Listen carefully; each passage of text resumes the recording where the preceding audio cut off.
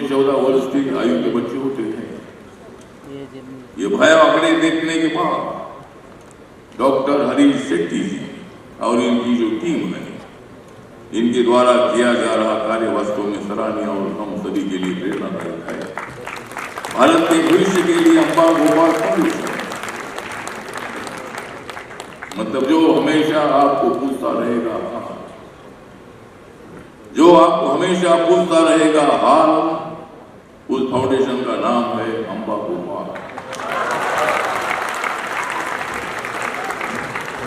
जो फैल गया है कैंसर का जाल, जो देश भर में फैल रहा है कैंसर का जाल, उसको खत्म कर देंगे नरेंद्र मोदी जी और अम्बा और फाउंडेशन अम्बा गोपाल।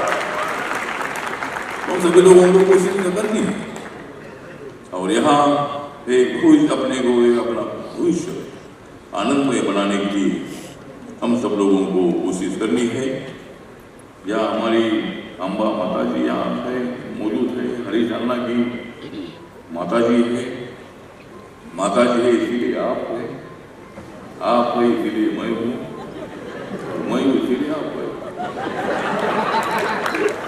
तो आप एक अच्छे होटल के बिजनेसमैन भी है, लेकिन पहले होटल चलाने से काम नहीं, सामाजिक जीवन में सामाजिक काम करने की आवश्यकता है और ये काम आप कर रहे हैं। और आज यहाँ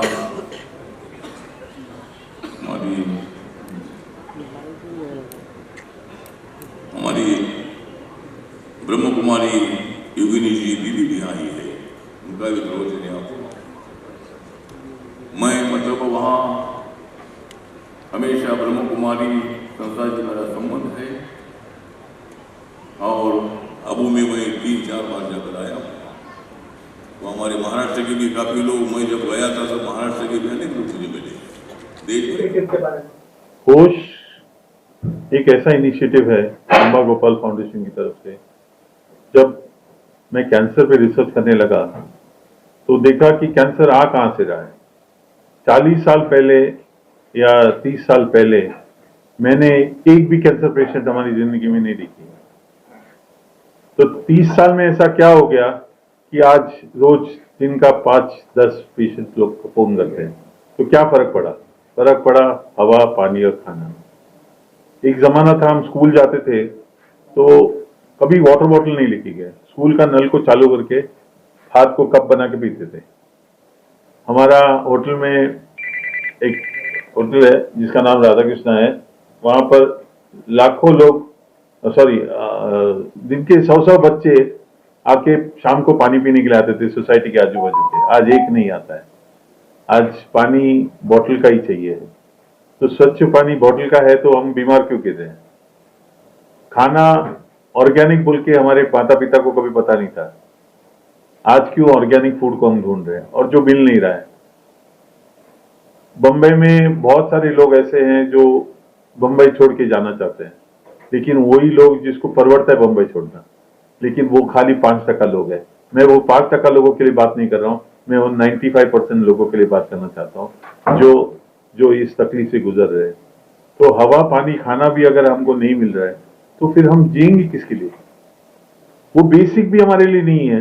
देखिए, जो डेवलपमेंट हो रहा है वो डेवलपमेंट 80% लोगों तक नहीं पहुंचता है, 20% लोगों के लिए, लेकिन 80% लोगों के लिए सुबह कुआं खोदा, शाम को पानी पिया, जिंदगी है। तो अगर हवा, पानी, खाना भी नहीं है तो किस तरह से हम जिएंगे?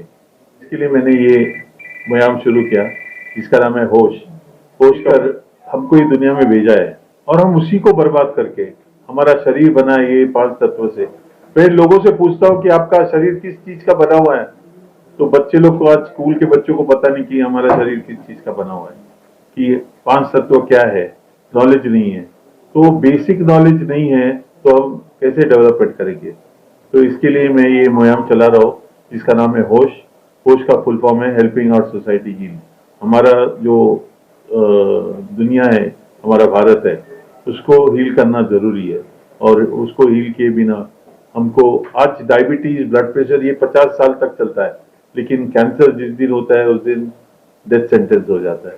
तो इसके लिए मैं ये कैंसर पे काम कर रहा हूँ और मैं चाहूंगा कि आप लोग मेरे हीरो यार, मेरे को पूछा लोगों ने, आपने कौन कौन सा हीरो को बुलाया? मेरे लिए आप लोग हीरो हो, क्योंकि आपके जरिए से मैं दुनिया तक पहुंच सकता हूँ, हजारों लाखों लोगों तक पहुंच सकता हूँ कि अपना, पहले अपने आप को बचाओ फिर दुनिया को बचाओ। पहले अपने आप को डेवलप करो फिर दुनिया के लिए डेवलप करो। अपने आप मतलब अपना शरीर, जो हमको लास्ट सांस तक सांस देता है। पैसा, घर, रिश्तेदार, इवन रिश्तेदार अगर थोड़ा सा दर्द शुरू हो गया, वो देखना नहीं होता है तो बोलते हैं यार इनको उठा लो बोल के। सो बेसिकली अपना शरीर का सबसे इंपॉर्टेंट है खाना, हवा और पानी। वो मिलेगा तो हम जागरूक रह सकते हैं, हम जीवित रह सकते हैं। इसके लिए मैं ये काम कर रहा हूँ। सर, ये अभियान कहाँ कहाँ चलाया जाएगा देश में? दुनिया, पूरी देश में, पूरा देश। आपको लगता है एक ही जगह बंबई का ही प्रॉब्लम है? पूरी दुनिया, पूरा देश का प्रॉब्लम है कि नहीं? फिर ये क्वेश्चन क्यों? क्वेश्चन ऐसा पूछिए। आपने अभी भी कहा कि आप लोग मुझे हीरो बना सकते हैं। हाँ। आपने इसलिए किसी हीरो को, रियल हीरो को नहीं बुलाया, पत्रकारों के हीरो बनाया। पत्रकार हीरो है। हाँ ठीक है, तो मैं मान रहा हूँ, मैं तो 55 ईयर का पत्रकार हूँ, 55 साल हो गए पत्रकारिता का मुझे करते हुए। सोनिया गांधी ने चाबी एकमात्र मुझे इस मुंबई में दिया है, मुझे ही दिया है। मैं ये पूछ रहा हूँ कि आपके पास पत्रकारों के और पत्रकारों के परिवारों के लिए क्या है, ये बताइए कि इस कैंसर के लिए आपके पास जो सिर्फ पत्रकार का परिवार बहुत छोटा हो जाता है, पूरा देश के परिवारों के लिए। सभी लोग अपने बिरादरी के लिए बोलते हैं, तो मैं बिरादरी मेरी पूरी देश है। मेरे को भी परिवार भटक रहा है, तो इसमें कैंसर के लिए मुझे भी बोला गया है कि जब मैं ये काम शुरू किया अपनी कौम में शुरू करो। मैं बोला मेरी कौम पूरी भारत है, पूरी दुनिया है। तो पत्रकार मेरी फैमिली है, लेकिन उसके साथ पूरा देश मेरा फैमिली है। सबके लिए मैं करना चाहता हूँ, और आप लोग सबके लिए कीजिए। पत्रकार से सब लोग जुड़ जाते हैं, सबके परिवार आप है। या तो मतलब पत्रकारों के लिए रियायत है आपके पास, क्योंकि पत्रकार का परिवार सब में भी है। पत्रकार का परिवार के साथ पूरा देश का परिवार सुखी रहे, कैंसर मुक्त रहे, विश्व मुक्त रहे।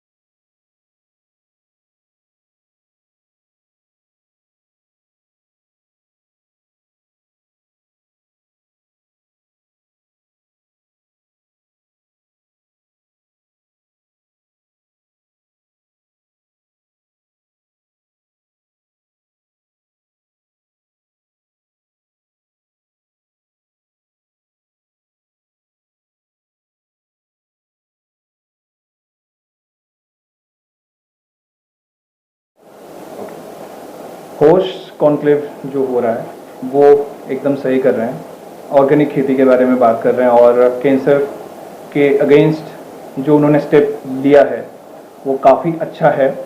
और जो ऑर्गेनिक खाना और खाद के बारे में जो आज हमने सीखा है यहाँ पे और जो कोशिश जारी है होश का, वो काफ़ी अच्छा हो रहा है। और वो जिस वे में इस चीज़ को लेके जा रहे हैं वो काफ़ी सही है। तो हम सबको भी यही ऑर्गेनिक खेती और ऑर्गेनिक फूड कंज्यूम करना चाहिए ताकि कैंसर जैसे बड़े बड़े बीमारी और जो भी और भी हैं उससे बचा जा सके। क्या राय है आपकी इसमें? ठीक है सर, थैंक्स।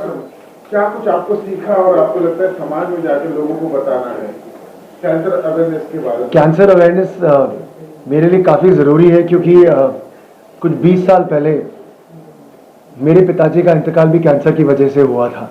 हमने जो भी ट्रीटमेंट था, जो हमें करना था वो हमने किया था, पर जो पोस्ट सर्जरी रिकवरी होती है वो नहीं हो पाई थी। तो कैंसर के लिए आज यहाँ के मुझे बहुत अच्छा लगा कि होश जो है इनिशिएटिव, उसके बारे में मुझे खुद और जानना है। अब there's a book which has also come out. I would love to read the book. I would like to spread the word about the book and I would like to tell people that जो हमारे जो rights है, the शुद्ध पानी, हवा और खाना, वो हम सबको कैसे मिले, अच्छे से कैसे मिले, उसके बारे में हम सबको खुद जानना पड़ेगा, खुद समझना पड़ेगा और सबको होश में लाना पड़ेगा। गोपाल फाउंडेशन ने इनिशिएटिव लिया है कैंसर अवेयरनेस को लेकर, इसके बारे में आप लोगों की क्या क्या रिएक्शन है?